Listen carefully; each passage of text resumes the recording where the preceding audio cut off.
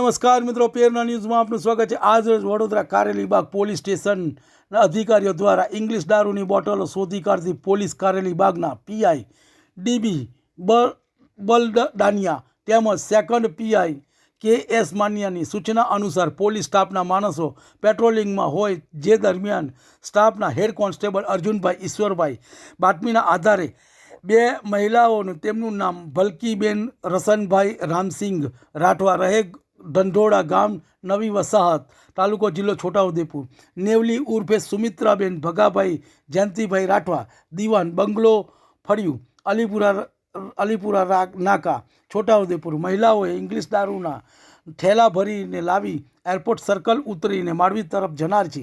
બાતમી મળતા જગ્યા પર કોર્ડન કરી રેડ કરતા બે મહિલાઓના મુદ્દામાલ સાથે પોલીસે પકડી પાડેલ છે, જેમાં મુદ્દામાલ ઇંગ્લિશની દારૂની અલગ અલગ બ્રાન્ડની બોટલો નંગ 172 કિંમત 35,600, મોબાઈલ નંગ 1 કિંમત 10,000, કુલ મુદ્દામાલ 36,600 સાથે આરોપીને પકડી પાડેલ છે અને આગળની તપાસ ચાલુ છે। તમને અમારા સમાચાર પસંદ આવ્યા હોય તો લાઇક, શેર, બેલ આઇકોન અને સબસ્ક્રાઈબ કરો।